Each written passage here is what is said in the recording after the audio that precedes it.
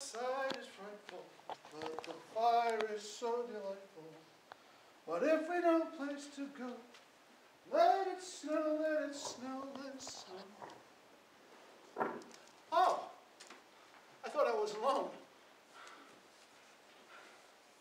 But I say I have company. Welcome. My name is Samuel. Samuel Wisdom. Most people like to call me Sam. But I prefer Mr. Wisdom. It has kind of a dignified ring to it, don't you think? Except when I go down to La Casa, down the street here, I walk in there and the guy goes, "Hey, Mr. Wise Guy, how you doing?" "Hey, the usual, pizza with extra cheese and bacon?" It's tough having weaknesses. Well, it doesn't matter who I am. I'm a storyteller.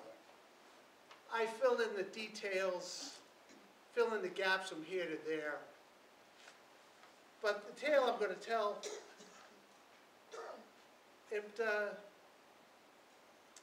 it's about something else. I don't want to sit here and tell you the whole story. That's not what it's made of.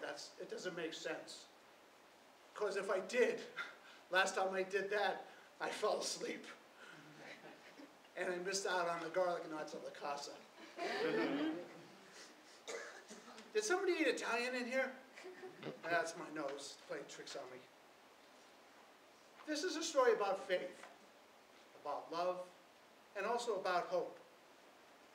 It's a tale about a woman. Her name is Chris Everyman. A person who was struggling, who needed help to get back on the right path.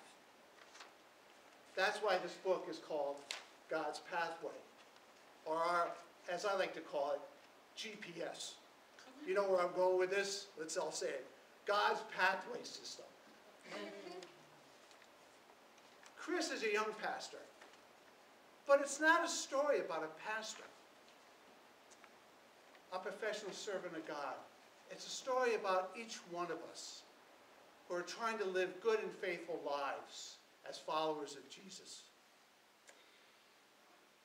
In a world where it's just so hard to do that. I wish I could tell this story to you in one sitting, but it's about real life. And real life takes longer than that.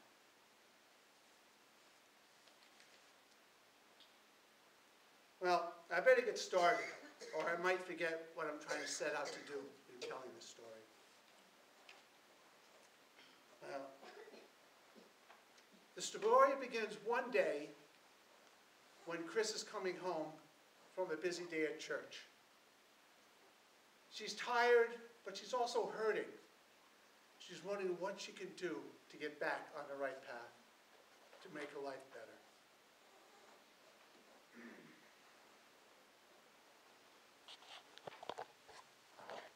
Chris? Pastor, are you there? It's me, Tom.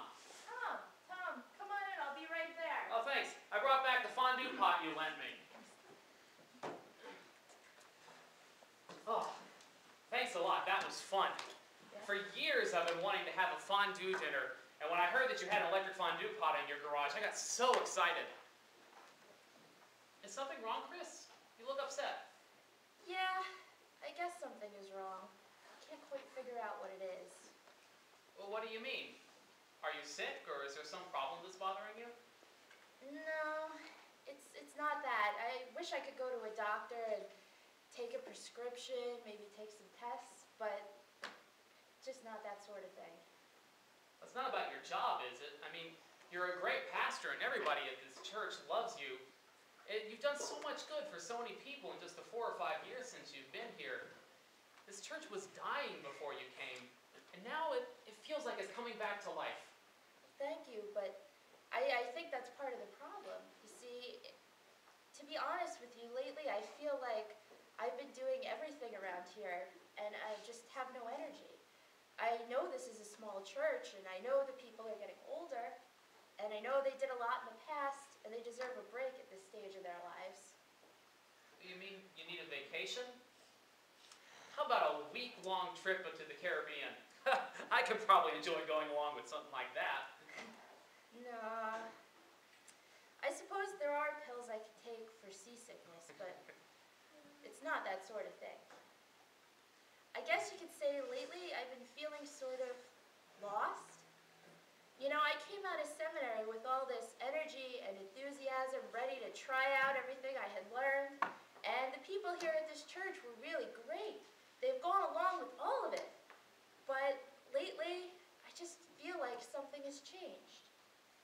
The energy and the enthusiasm have slipped away, and I just don't know what we should be doing next.